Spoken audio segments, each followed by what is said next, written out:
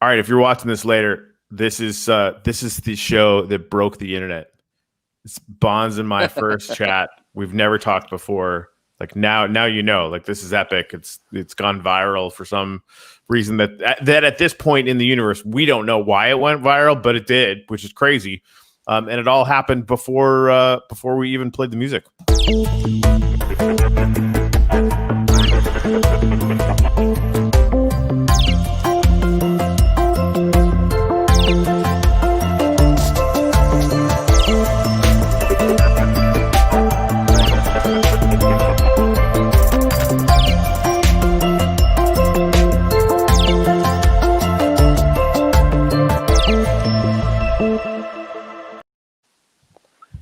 All right, BONZ. Tell me everything. Start at the beginning. Tell me literally everything. If you could introduce, all the ChirpCast, Chirp family. The audio so your cool intro came on. Yeah. I couldn't hear the audio, so I clicked a button to hear your audio. I could hear the music. It sounded awesome. Now that we're back live, I can't. Now the audio is doing the same thing it was doing before, where I totally can't hear it. It's like totally tweaked. I know. I can't believe it. It was perfect. I don't understand why. Still bad, presumably. Here we go. Or is it better? So now I have Check 1, 2. Great. I'm not gonna mess with it. I'm gonna leave it like that because I can hear you perfect now. You can hear me now? Yeah. I unplugged the headphones. Now it's working. So whatever works. Not touch anything. Leave it alone. Just like step away from them. Yeah, that was so weird. Cool intro, by the way. Though I like that music. Yeah, it was fun. Up by trying to listen to it though. Well, we can send it to you down the road or something. Right. I don't know. It was something a friend of mine put together who was very cool. badass. No, I thought it was cool. I heard it. I could listen to it. I heard it. It was cool. Excellent. So, BONZ, first time on the show. Yeah, tell us all about yourself. First of all, it's great to be here, man. This was like years in the making. We've been trying to put this together for like since the last bull market. I feel like we've been trying to put this together, but man, I'm yeah, man, glad to be here, dude. All the stuff I've been following, the stuff you guys have been doing. I've been following your things with M Blue, your guys' music stuff, all the NFTs. So as you know, obviously I'm into the NFT space, blockchain gaming in general. I started working with the Weekend Blockchain Games team in 2018, and that's the team that brought us Prospectors.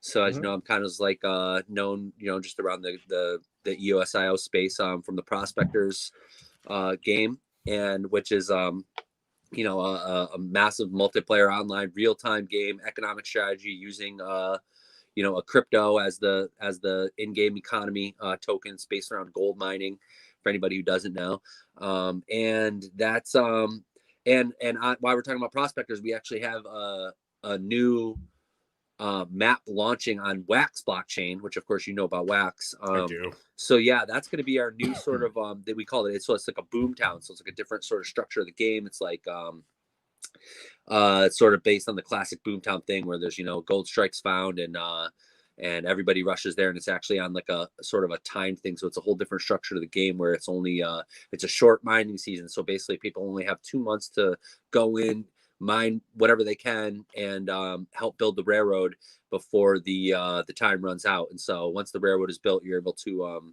exchange your mine gold into in-game gold, the actual PGL token, and actually get the gold on your account, and also load up whatever materials or resources you've mined and ship them back to the Yukon land, which is like the permanent world on Wax.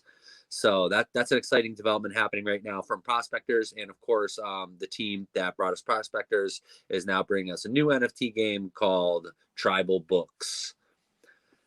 And I'll be excited to talk a little bit about that too. Before we move to Tribal Books, so I like to try and keep it so that my friends that are just getting into crypto, where when we talk about, like, I understood most of what you just said, right? Especially like moving to Wax, like, this is good. But if we can break it down. So from what I've seen, and I want to I haven't tried Prospector since probably 2017 or 2018, whenever it came out. I was kind of messing around with it, right?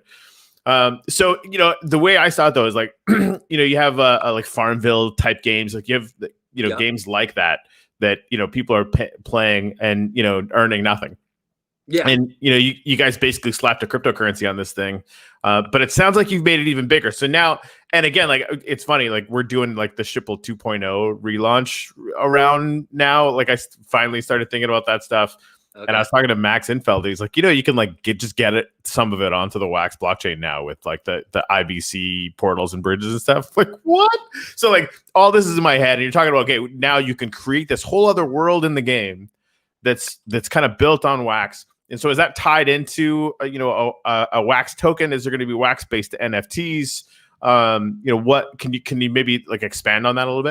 Totally. I'll break it down a little bit better. So yeah, of course, the original game, like if you checked it out back in the day, that would have been the original map, which was on EOS, right? So that's the EOS blockchain, the original flagship map. And as you said, it's kind of like a Farmville thing. It's kind of like everybody there's a map that starts.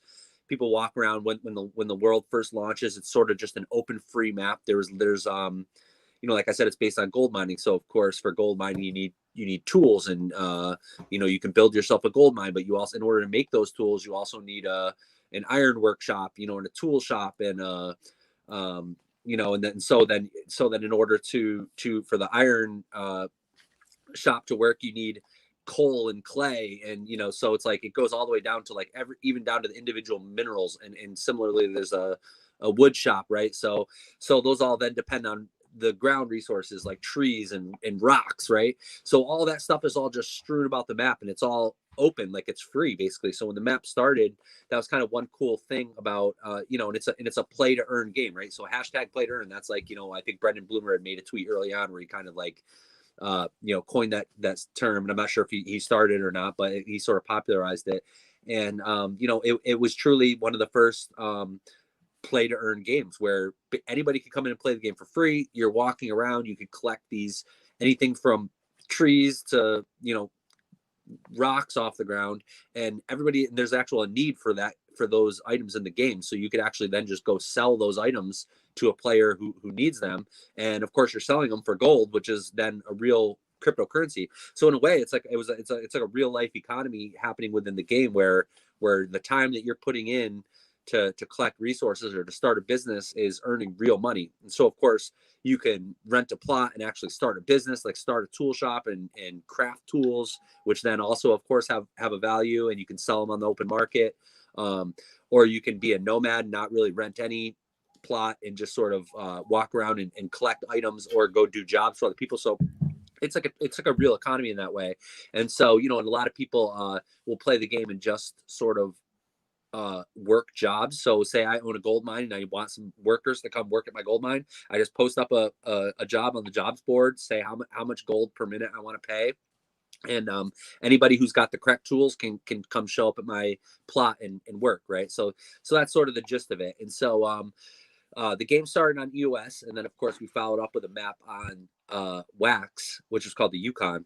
And in one of the you sort of mentioned IBC, and for people who don't really know exactly what that is, inter blockchain communication. So right, I broke my own rule there. Thank you. No, right. And so I just go back and follow that up. So for anyone who doesn't really know, it's like EOS and Wax are two separate blockchains, but they're both built on EOS.io tech, right? So the vision, according to Dan Larimer, originally has always been all these multiple chains running in parallel, and they should all be able to talk to each other, and et cetera, et cetera.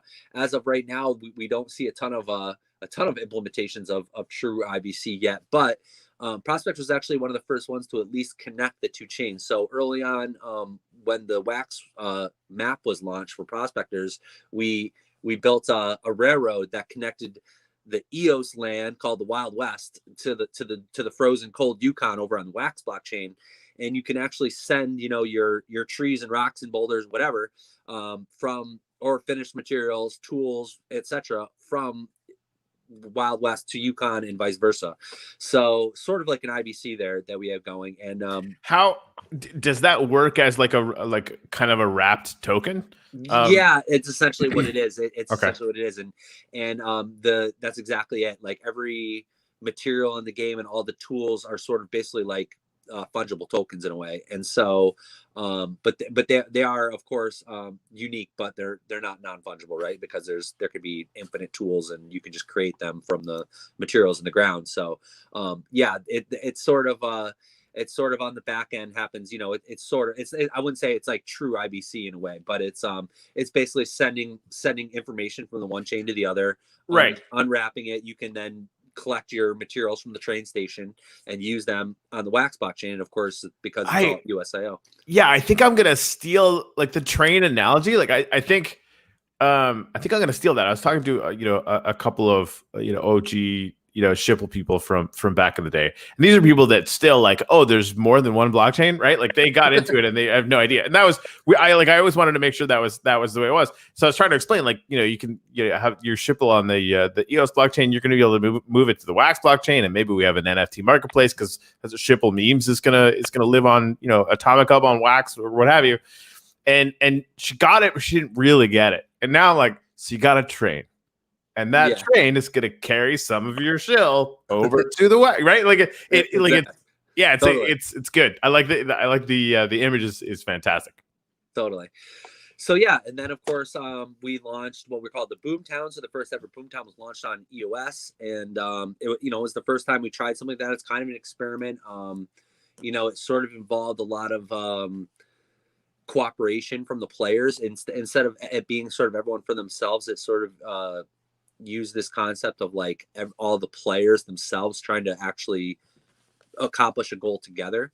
So the main deal was like we had to build the train station, right? And you have to build it basically from the world starts from scratch, and you have to build this whole train station from scratch in only 2 months. So it was pretty difficult. And so that of course involves cooperation, but in the way that they incentivize it is the more you work for the train station, you actually the players own shares in the train, so you have like ownership of the train station. So of course for it's like for every minute you work, you earn one of these prospector state shares, and for every kilogram worth of materials donated, you earn a certain amount of state shares, whatever, right?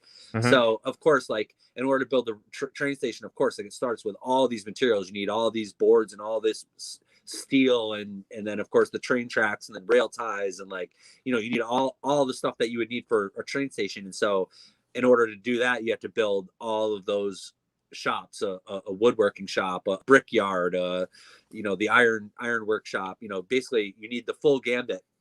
And of course, simultaneous to that, though, you have the whole world is full of gold, and it was like the most gold-rich land yet launched in Prospect, right? So there's 32 million gold plots strewn all across the map, and so it was sort of like a it's a strategy thing. Like you're going to go try to mine gold, and your whole strategy is just going to be just stack gold and hope that other people finish the railroad and let them sort of cash in on building the railroad, and you just kind of cash in on the gold. But then of course you're running the risk that the whole railroad doesn't get built and you leave with nothing, right? Because you can't take the gold back with you. If the time ran out before the railroad was built, you get nothing, right? And so the deal with the railroad train station was, within the train station, the second level of the train station is actually the money exchange office.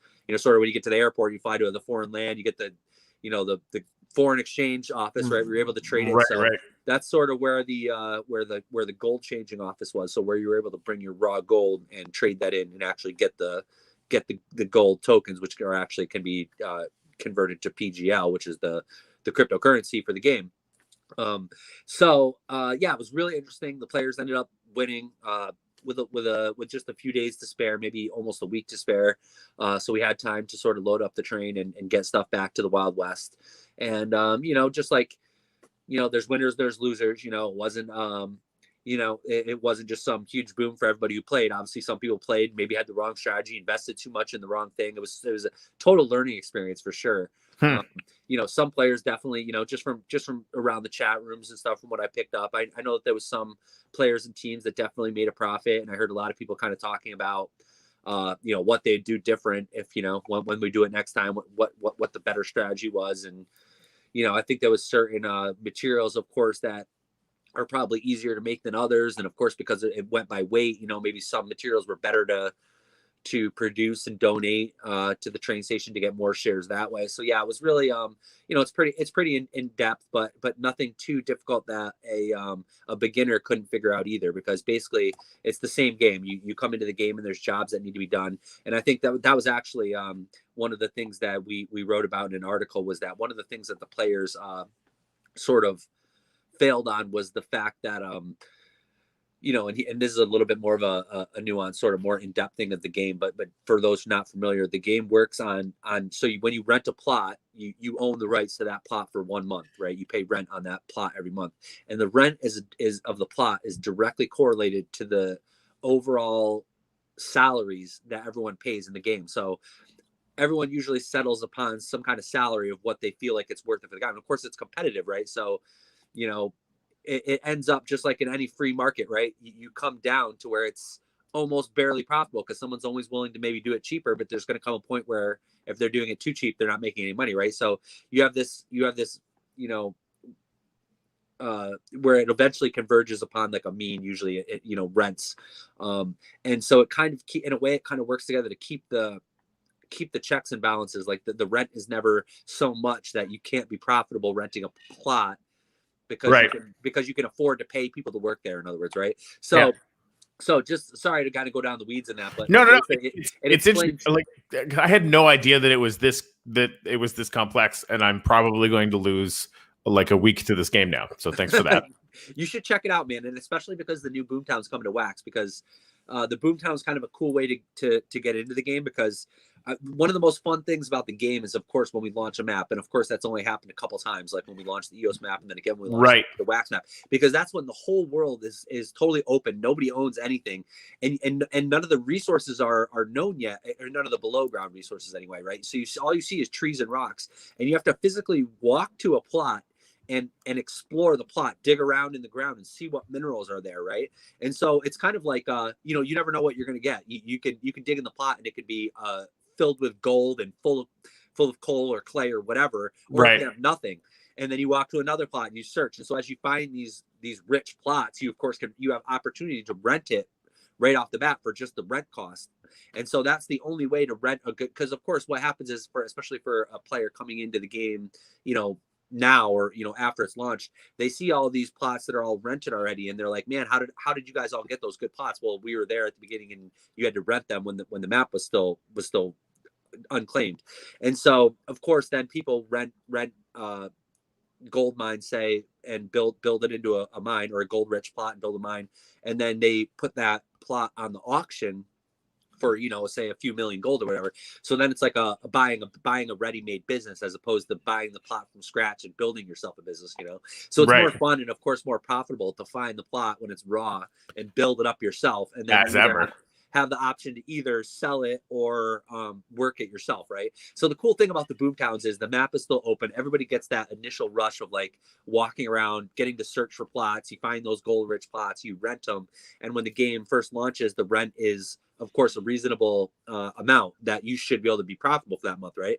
Okay, so getting back to what I was saying before, one of the ways that the players kind of messed up with the Boomtown and EOS is because there wasn't a ton of players. There was everyone was competing to come get people to work for you, right? So if you put a reasonable salary, you might not get any workers. So you saw people competing with each other to pay more and more and more salary, to the point where it's ridiculous. People are just paying ridiculous salary. So to anybody out there who's thinking about playing, or anybody who played on Boomtown and didn't make a big investment at the start, there was actually good money to be made just by going in the game and finding people who are paying way too much salary and just going from job to job and just working for people who are willing to overpay for that job, basically, right? So the consequence of that, of course, is when rent became due again, the salaries were outrageous for the whole month. So the average, it pushed the rent to absurd prices, and that's the difference between whether you're profitable or not, because now rent came due. People had to spend all the money that they made all month just to keep the plot, just to cover it, right? Yeah, because they set the dynamic, and honestly, like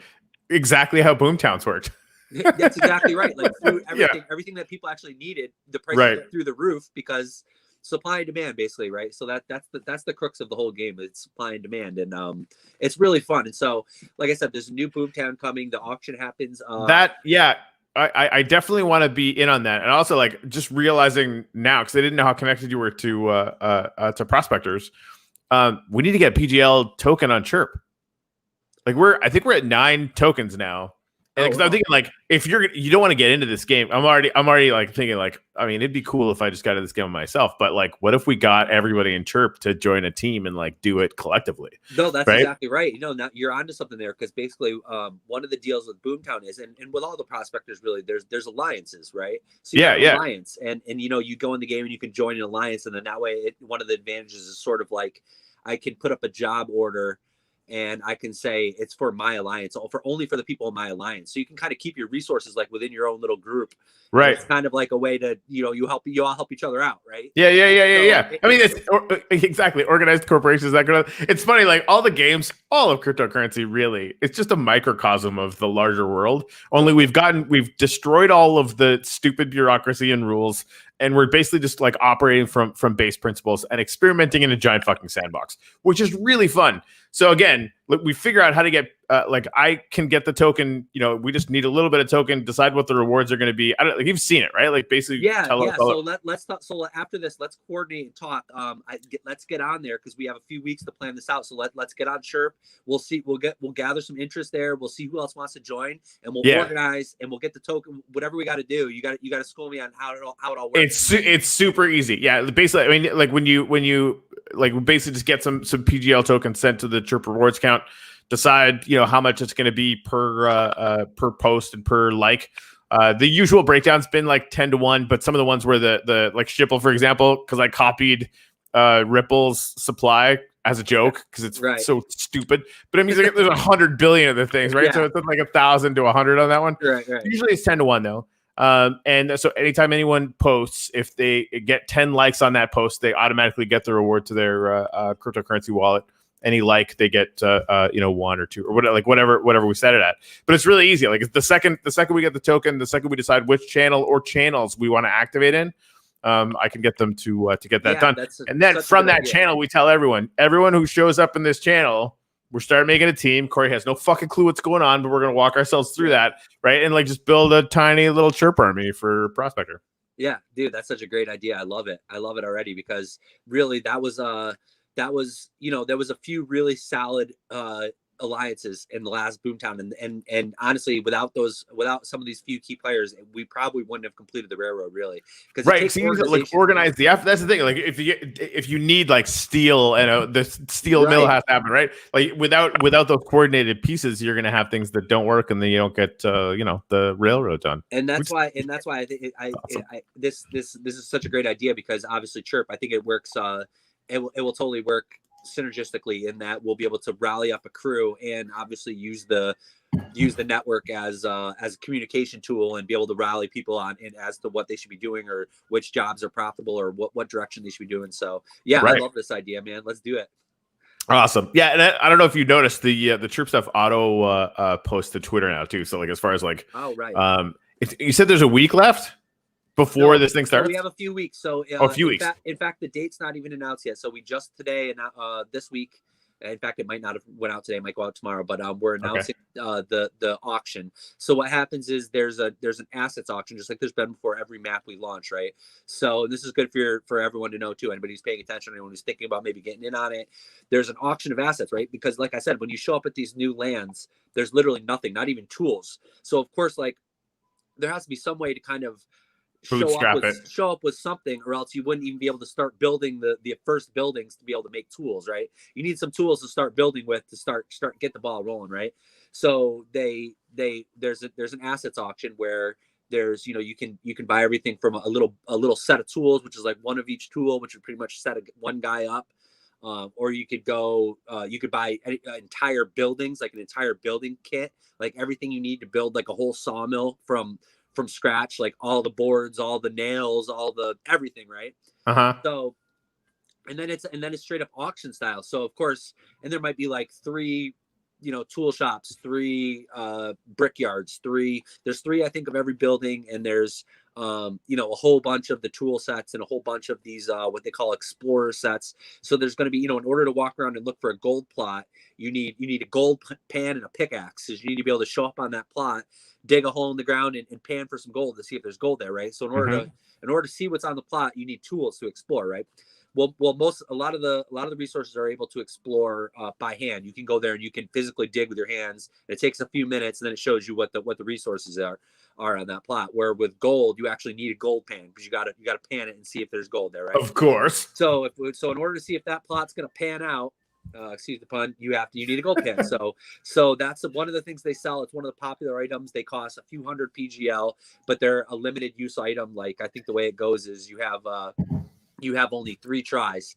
So normal tools that you build in a tool shop, they last 100 hours, right? And then you can also build tools by hand just by walking around. So just to be clear, you don't have to one doesn't have to participate in the auction to join the Boomtown and be successful, right? Mm-hmm. But of course it helps, and it helps speed things up. And of course, if you're a team or you're an alliance, you almost want to have someone on your alliance be starting a wood shop, say, and someone else starting a tool shop. So that way, right, when everybody comes in and they need tools, they come buy them from you, and you give them the alliance discount, kind of thing. And so that auction is going to be announced this week, and it's going to happen in a few weeks. So we're looking at very early January, and the auction itself will last for 2 weeks, and it goes round the clock, like 24 hours a day at 3-hour blocks. There's random things will come up at auction, and so you kind of got to be kind of paying attention. Like that's another thing that'll be great for the channel. So this is the thing, like with the auction starting in a couple weeks. So I did not realize. So we were going to talk about other shit. This is fun, and we could talk about that stuff later though, because I definitely want PGL token on Chirp. So we get a channel that is for Prospector. Announced. We're setting all this up in advance of this crazy Boomtown thing. Go watch the ChirpCast with Corey and BONZ. You're going to hear all about this stuff or whatever. If you want in, we need to know right now. You got to follow this channel. Boom. Yeah. Now they're following the channel. And we can, obviously talk about different smaller pieces of the game. But every time you post in this channel, if we get the token set up in there, right? You're in there, you get 10 likes, you get a little bit of PGL. So that your idea is like you want to get a few of this. Like we've sort of pre-gamified the whole thing, right? If you get totally enough PGL or a section of it, then you'll have some to engage, in this auction. And once all that stuff's done, like we're gonna have a little crew. And we're going to see what we can produce as a team, as a Chirp team, in this new Boomtown. Totally, I love it, man, and it's perfect because it'll be a way to sort of, like you said, distributing some of the tokens first. We'll give everybody, if people can earn a few tokens, then you're like, yeah, I may as well grab some tools from this auction. I'm already in the chat. I'm going to check out this game. Right. Or if I have almost enough, or if I've got a third or whatever, right. And I just got it just from chatting. So, and again, like that's the real concept of Chirp, right? It's like every project out there, if they could turn some of their tokens into attention, they would probably do it. And so we're creating an integrated way for them to do that, and also then cross-pollinate, right? Because if you're there, you might as well go check out what the hell's going on over with, in the Boyd channel, that kind of thing, right? So people kind of land in the interesting things they do, but then they're actually getting some of the actual tokens. They've got some skin in the game at the same time. Yeah, so true. Such a great tool too, and of course I love the idea, and I've always been interested in it. I haven't really spent much time there, but now obviously I will. It'll give me an excuse to go there and do sort of involve myself with the channel that we start, and help organize and hopefully we grow a little community out of it of people who then start up with prospectors. And then the cool thing is it's like, so the whole like I said, it's a concept game that with the Boomtown, so it's like we're kind of all working for these state shares, right? And so it's not you're kind of like building up sort of ownership of this railroad. And so when the railroad's done, you have all the people that want to ship stuff back and all the people that want to exchange their gold. And so with the Boomtown, just like with a traditional Boomtowns, like you mentioned earlier, right? The prices go up on everything because it's too far out in the outskirts, right? So there's not a lot of competition for the money changing office. So the money changing office has like some ridiculous fee. It's like 50% of a fee to exchange your gold. So it's really high, but also the gold rich plots are really just gold everywhere. Yeah, there's like 32 million, which is like double the max of the plot, right? But you only have a limited time to get it out, right? So the traditional gold plots, like in the regular lands, like I'm still working a gold plot that I rented when the game first launched, like a year and a half ago. Like I'm still pulling gold out of there and just selling it and like have workers working for me. It's like the original plot I rented from the original, like That's the day crazy. the game started. Yeah. So like, of course, this one, there's no way you can't even pull all the gold out of the ground in time. You can, you make you're going to end up abandoning the gold mine when the boomtown ends, and just take whatever you have and leave with it. But so the cool thing is when everyone in the game goes to that gold exchange office, that 50% of that fee is, some of that is going back into this, the shareholders of the railroad, right? So Right. so even if you don't do anything else other than,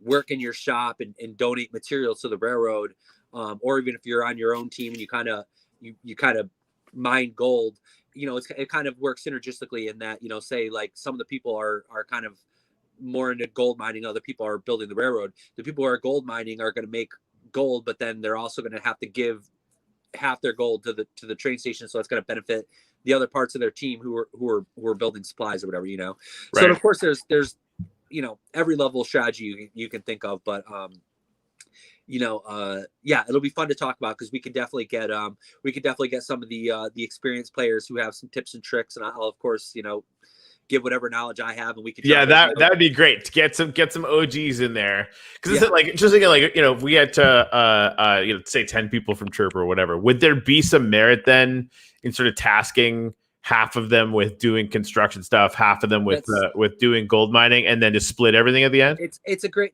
question, and of course, like, dude, like that's where a lot of deals are made, like within the alliances. Right. Like I don't know how the there's no correct way to do it. It's whatever everyone feels like, so it's like, yeah, it'll be a great thing to talk about, and what we can do is talk to some of like the successful teams and say, hey, what were your strategies? And just from what I know from when I did the Boomtown last time, it was kind of I saw that just having a good crew. Okay, so let me just give you an example, right? You run the iron foundry, right? Yeah. That iron foundry, in order to keep making iron, you need a constant supply of like coal and clay and resources, right?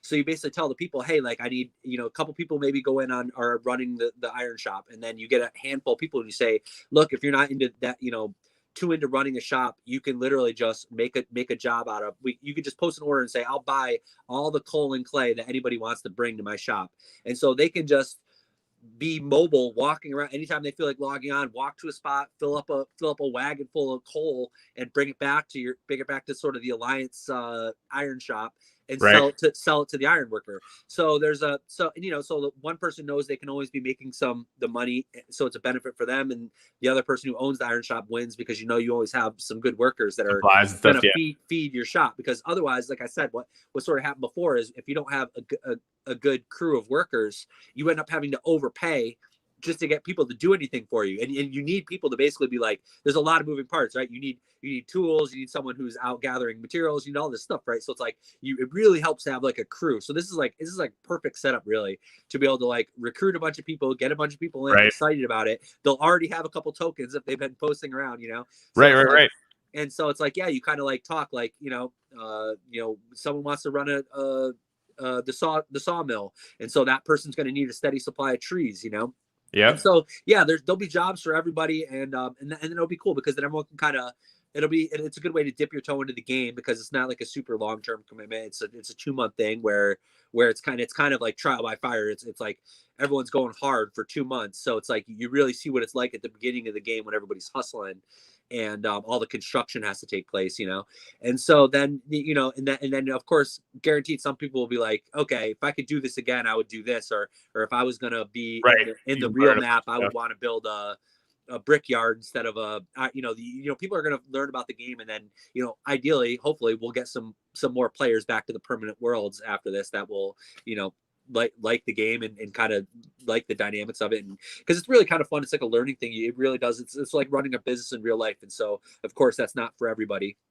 But of course, though, on the other side of it, it's just there's also the people that can just go and work jobs. So that's like you don't have to think a ton. You don't have to like put a ton of planning, and you're not really at a risk of like losing money. Just like in real life, you run a business. If you're not on top of your stuff, you're losing money, right? Right. Whereas it's like, in real life, some people want to go take that risk and be business owners so that they can shoot for the stars. And some people are like, I'd rather show up and have my 9 to 5 and have my guaranteed paycheck every week and not be the big risk taker, right? So it's the same thing in prospectors. You can play the game any way that kind of suits your style or your investment level or your time, and still make it work for you and still be able to at least, make a little bit of gold. It's not like anybody's getting rich from it, but yeah, I mean, especially when it launched on EOS, I mean, a lot of it obviously has to do with the actual price of the PGL token, but you're definitely making gold. You're at least making something. You're seeing how the game works, and it's fun. It's a lot of fun. It's fun to play with your friends too, because you're definitely coordinating with people. Like,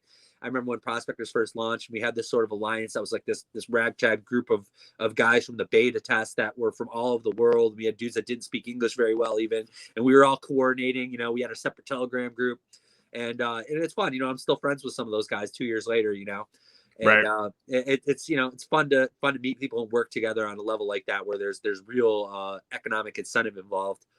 Right. Is there any deflationary economics or any way that the token price would be affected by, say, 10x more users or anything like that? Or is it pretty stable? It's definitely about how many users come, because that's what it's really about. It's like everyone, you need the gold, right?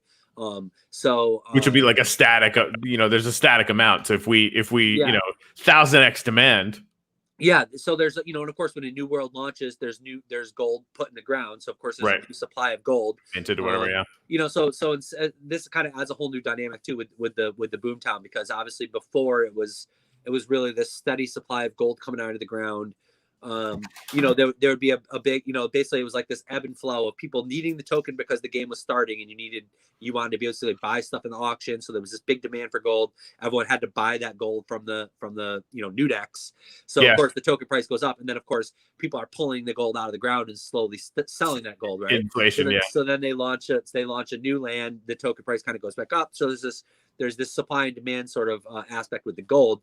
Whereas with the Boomtown, it's sort of the same thing, but in a compressed sort of time frame, right? You have only 2 months to get all this materials out, but of course during the game, this is kind of one of the interesting things about it. So as the game is played, there's no you're pulling gold out of the ground, but there's no gold change office, so you're not selling it as you can go. There's actually no way to sell that gold yet for the whole 2 months. So normally you'd be pulling gold out of the ground and immediately be able to turn those into tokens and be paying people and reinvesting and paying your rent, whereas this actually kind of forces people to be stocking up on the tokens kind of beforehand. You have to kind of plan or be buying tokens throughout to keep your business floating, and then you're sort of cashing in at the end.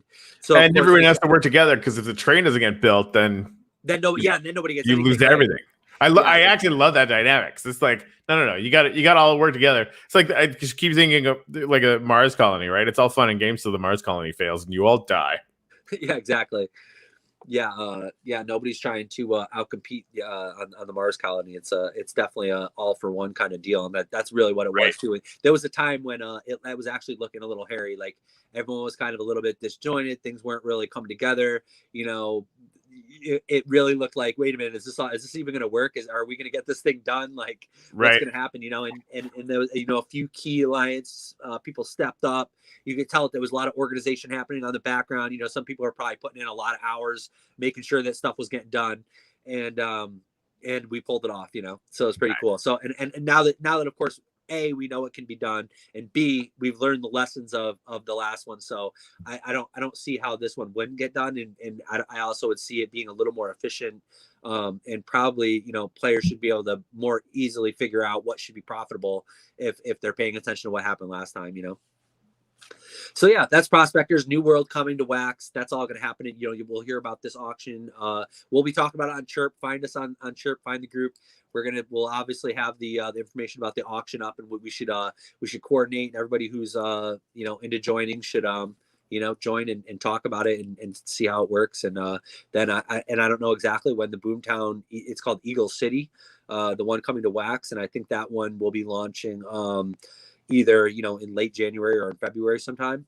Okay. So we have plenty of time to kind of get ready and coordinate, and then once it launches, it's kind of like everybody's off to the races, and It'll be fun for sure. How many players were doing the first Boomtown? In the Boomtown, that's a good question. I think there was a little less than 1,000. Okay. I don't have the exact number in front of me actually, but it was less than what was had been originally started in the map, but it was actually a pretty good turnout. But it would have been better if there was more players. Like if we can get over 1,000 players, it will be a lot better. This actually might help to sort of recruit some more people, because obviously it's a people thing. The more people you have, the more work. Right. And if there's not enough people, there's just straight up not enough manpower. It'd be like, it's just like real life. Like it takes work, and without the work, and stuff isn't getting done, right? Yeah. So if we can actually round up more players, it makes everybody more successful. The more players we actually get there, everybody will be more successful. Because of course, the more time you have to devote to, once the railroad's done, it's like the more time you have to actually devote to then all that stuff that's kind of like extra, mining gold and getting materials to bring back to Yukon. That's sort of like just bonus. Just you want to build the thing. If you have a month, you want to build the thing in like a week or two, and then weeks it's 2 months, and so ideally you'd have the railroad built in like maybe 6 weeks. But then also if you have a big enough group, you could be like you have guys the whole time sort of working at the gold mine, right? See, so that's kind of where I was at, right? Like if you can coordinate a group to be splitting their time between building and mining, you could have like a nice little chunk at the end. Yeah, that's exactly it. I mean, that's the strategy, and that's the sky's the limit. Anybody can come up with any sort of, and that's what happens a lot with alliances too. You have people that make deals. You have people that are also like you have deals where people are kind of like, we're involving trust, where you're actually paying people in PGL as opposed to within the game and going through the actual, because there's taxes, there's a small tax when you actually are paying workers. So it's like, people are avoiding taxes by paying directly, there's all kinds of deals that are happening in the background too, but of course, you got to trust people for that. So it's like, that's where alliances come in, and that's where it's like, you form a tight little crew, you come up with a couple systems, you see what works. And ultimately, as long as everybody's producing stuff and the gold is flowing, then everybody leaves with a little chunk of change. So yeah, prospectors is fun, man. And I'm glad we ended up talking about this before we even get into tribal books yet, but it's really cool because it's perfect for a community like Chirp. I think it'll all work really well together, because it's great to sort of organize. Prospectors is great when you have sort of a community around it. And so Chirp is obviously perfect for that. So that's gonna be great. So the same group that developed prospectors, the WeCan blockchain groups, also just announced and launched the first NFT sale for the Tribal Books game, which is of course a completely different type of game. It's going to be a card-based, turn-by-turn based card game, sort of like Splinterlands or sort of back to the day you had like Magic the Gathering, right? So it's like you have this game where people are like playing with cards, right? And what makes it cool is obviously, of course, as you know, the cards are NFTs. The first set of cards we just launched, it was maybe a month ago. The sale was, we sold out of the books pretty much the first day. And then there was, 3 different levels of packs that were for sale, and we actually just burned them like last week. We burned all the ones that weren't sold yet. We did a big pack burn, so making they were already really rare. It was one of the more limited number drops, I think, total on wax for any drop aside from just games. The collectibles out of any of them, it was one of the least number drop, and we then burned the book. So now they're even more rare. So they're actually and they're pretty cool NFTs too. They all have utility in the game. So each of the NFT of the cards is sort of like a movement in the game, or it's a sort of an attack, like an offensive thing. Yeah, like power, defense, or whatever. Yeah, exactly. Yeah. So there's like 4 different types. I was talking to somebody about one of these card games, and I had no idea. And it sounds like 8-dimensional rock paper scissors. No, you nailed it, because that's exactly what it is. It's like you have this like for example, one of them is like you can set a trap for your opponent, and then one of the cards is you can one of is like defend against a trap in case someone sets one, right? And so of course before every time you play, the first thing you do is you're like assemble a deck to take with you into battle, right? So as you play, and then to your point about the extra dimensions of it, there's also a map, right? So a lot of these card games are just like you just pull out 4 cards and how many cards, and someone else pulls out their cards, and then you're basically battling cards, right? Well, the cool thing about Tribal Books is it's also a game that you're playing where you're like navigating through this map.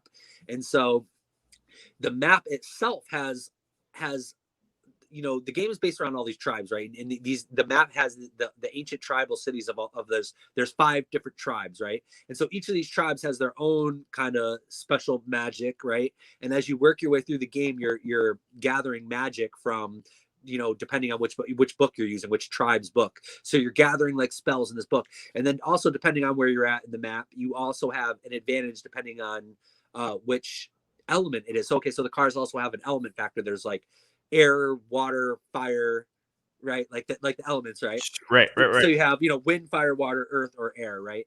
And so depending on where you are in the map, you're assembling your deck, and those elements also come into play. So not only are you like playing this other opponent and trying to like think offensively and defensively and making sure you're covering your back, you're also then taking into account where you are on the map and which magic book you're choosing. So yeah, like you described it perfectly. 8-dimensional chess is probably a good way to think about it. It's a lot of thought will go into the strategy of it, and so that's I think what's going to make it kind of cool and separate it from like a lot of the card games that we see sort of out there right now. Yeah, having it put onto a map is really really interesting, especially with the experience that it seems like you guys have created with prospectors. Like that. I feel like that's got legs that will end up iterating into more and more complex and entertaining people for stuff for the people that really dig it. Yeah, I mean, they obviously have the team has the experience of developing a complex world where there has to be balance, and prospectors is, I mean, there's money on the line, right? Like the things have to be in balance, all the elements have to work. Yeah. Or else it would work, and so it's really involved. And so I think that of all the things gives me a lot of faith that this game will be good. It will be well thought out. Like all the there won't be sort of any unfair advantages for specific, because obviously there's a lot of cards to the deck, and there's all these different rarities, right? And I think the way that it's set up with the game matching you up with an evenly and of course it's free to play too, so you can start the game even with no cards, and basically you start with this sort of these cards that will be sort of provided to you, that you can get a start in the game. But the game itself will sort of match you up with another opponent as you're moving through this map, and you want to sort of battle another player.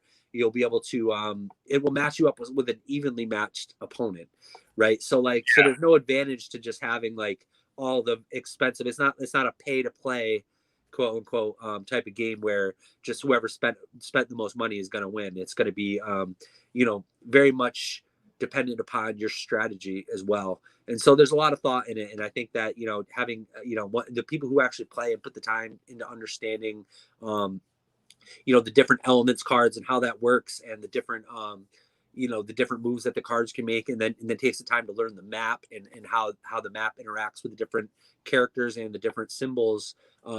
You could have it where someone who's just very like paying attention to the game could probably even outwit someone maybe with even more rare cards, even if you were to be mashed up with someone, because of course the like I said, the strategy is going to really come into play, and it's going to be really thought based, and it's very similar to prospectors in that way. Like prospectors is a lot of people come in and it's like if you're not planning your moves and just come in and just start throwing money around, you can easily lose.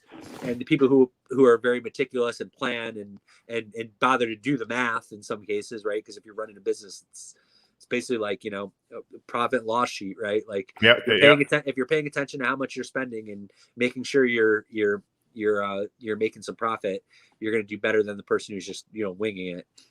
So similarly, tribal books, after every battle, the winner is going to receive some knowledge, which is sort of like experience points, like in a traditional kind of game. So it's like, and those experience points actually enable you to like sort of unlock more and more magic forces as you're moving through the game and moving through the map. So it's very, very much like, the more you're playing and the more experience you're getting, sort of like the more, the higher rank, like your player is going to be, your books are going to be more valuable. And of course, each book and each one of these symbols is also an NFT. So as you're like leveling up these players, and leveling up these books, you also then can sell these items on the open market, right? Right. Yeah, so you're kind of leveling up, and you're going to have the different players the different symbols are also going to be connected to certain players. So this original first set was actually made to be universal.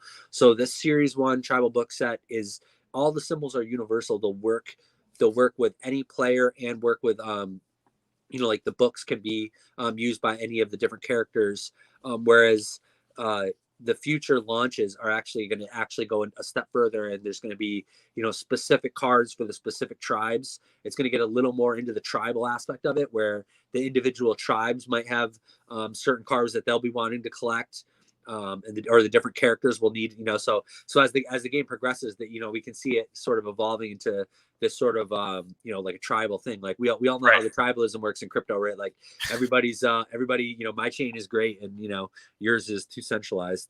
So there's this cool aspect of there's these different tribes, like there's the Maori tribe or the Vikings tribe, and it's sort of like I kind of like opened a couple packs, and I got this really rare I got the legendary Vikings book, right? So it kind of just immediately hit me. I'm like, all right, I'm a Viking, that's my thing. I got the rare book, I'm gonna exactly that book. Yeah. And it was just kind of luck. It was like the card I pulled, and then I was actually on a podcast with Ken Bozak, right? Ken, obviously. Yeah. So he pulls or he actually bought, I think we were like on stream, and he saw this early on. Somebody got one of the Mythic books. The Mythic is like, they're really hard to get in tribal books. They made a really low percentage. They're obviously going to be really valuable in the game.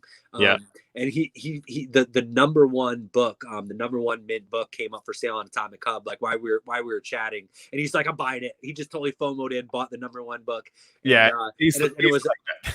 Yeah, he's balling. He's balling. He's got like the best. He's got like the most rare book in the game, and so and it's a Viking book, of course. And so immediately I'm like, bro, we're Team Vikings, right? And then immediately you see this splintering of these groups of the people who are like, and I think that's going to add a whole nother element to it too, because it's going to be, as this thing grows and more more players come, I think that's going to add a cool element of like sort of, which tribe you sort of are rooting for or collecting, right? Because you can imagine some of these NFTs, of course, if they make it, as this game grows and gets bigger and bigger, if you're sort of gunning towards one sort of strategy, you might then be specifically looking for cards that are, working with that strategy for that tribe.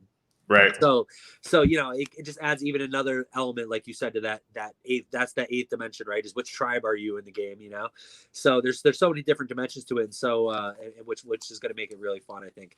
And another cool thing about the pack sale was the team announced that they're actually, I can't remember the exact percent, it might be 10% of the total sales from all of the initial NFT pack sale is going towards a prize pool for tournaments. So it's going to be like a tournament style.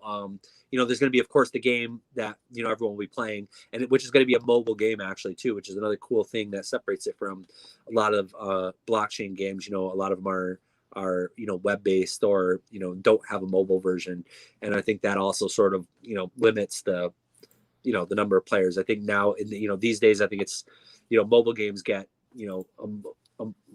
a whole order of magnitude more players than a web-based game. So I think by having a mobile game and having these real prize pool, like a real financial incentive to actually play the game and get good at it, which is another thing that I've started to see happening. I think I was talking to Ken about, I think he was hosting sort of a tournament, I believe, for Splinterlands, and I think you're starting to see some more of this stuff sort of come. But of course, we're early, and even this whole NFT space is just still so early. But I think it really is. It feels like it's at the beginning, something ridiculous. Yeah, and we know how huge this is going to be. I mean, anybody who's paying attention to the space knows that everything will be an NFT. From financial instruments to concert tickets to whatever. Did you see the T-bonds on Telos? I haven't looked into it yet, but I saw a headline. They're basically making T-bonds on Telos, because why the fuck not? Cool. Oh, okay. Right. Have you go off topic here for a second, but I don't know if you played Blankos at all. I haven't. No. Oh man, it's really cool. And I mean, it just goes to show, obviously gaming is where we've all known, like, of course it started with collectibles, right? You go back to Crypto Kitties, right? Collectibles, then with utility. And then you have these game items, which has been a long time, sort of push for one of the use cases, of course, for NFTs. But it's just really cool to see, a straight up AAA game, from a real game studio that, these guys made like, Call of Duty and like World of Warcraft. These guys know how to make like it's not top level. Yeah, it's real deal. It's the real thing, and it's like you play Blankos and you can immediately see like how it's going to be mainstream. Like there's no doubt about it. Like having a kid, like my daughter, she plays like Roblox. I don't know if you know about like Roblox. It's kind of like Minecraft, it's like these games where you're kind of like building, but then there's like games within the games too, and it's huge, and it's like I've never like played Roblox, but like I've spent plenty of money like buying my daughter these like Robux, and she's always like, oh, I need to buy this pet and all this stuff, and I'm like, oh my god, you're spending $20 on this digital pet, and my first thought is like, you realize they can just print them out of thin air, right? There's no capped limit, there's no they're not a limited resource, and these guys can just literally print money, and so it's like it's really cool and refreshing to see like a AAA game like the quality of Blankos where they're incorporating NFTs, they're incorporating this idea of digital scarcity, like we all know is what it's about, is provable scarcity, right? Yep. And yeah, it's going to be mainstream. And so of course, Tribal Books, we obviously have high hopes, it being a mobile game that, and of course it's still so small. It's like within these small communities right now, Wax, it's a small group of NFT collectors on Wax. And so right now you have this small group of people. And of course, the early adopters of anything are the ones that are, rewarded. So collecting these NFTs now and building your sets now, of course, you can imagine if you were in, Magic the Gathering or any of these things from day one and had all these early sets and wherever, like all that stuff, of course, with the magnitude that the communities grow around these things, and as where we all know NFTs are going, you can imagine some of this stuff was probably going to be pretty valuable in the future. Yeah, I mean, we dropped the and Blue dropped the first one. I got to collab on the second ever music video released as an NFT, and freaking Deadmau5 is going to be the next up. Like what, on Wednesday, right? Like that was crazy news. Like we're all just puttering away on our stuff, and like it's pretty cool. Oh, Deadmau5 is the second one in. Yeah, right. Oh, cool. Exactly, dude. It's so cool. Like and I was hyping that music. Your guys' music is great too, by the way. And those videos were so cool, and I was hyping that up, and I got some myself, and I have this vision. It's like just like you're saying. It's like, it's like where this is going. It's like people are going to look back and be like, where did this all? As people really are getting into this, and people are like, well, where did this all start? And it's going to be like you guys, like you and I, Blue. Oh, this was the first music video, and I mean, it's like something about being first of anything that catches on in life, right? If it's the first one, it's the first one. It's going to be ridiculously valuable, Like, and I mean, at some point, I was like, no, we were first. Cool, check the blockchain. Yeah, exactly. Right, there won't be any question at all, right? Yeah, also, like if somebody else did it before this, we won't be able to argue either, right? We didn't know anything, but it'll all be time stamped right into the block. Welcome to the future. That's totally true. It's a good point. So I got good news and bad news. Which all one? Right. Let's start with the bad and end on a good note. Bad news. I got a heart out 1 minute ago. Okay, perfect. The good news is we clearly have to do this again, and very, very soon. I'll chat with you offline to get the prospector group started, because clearly we need to do that.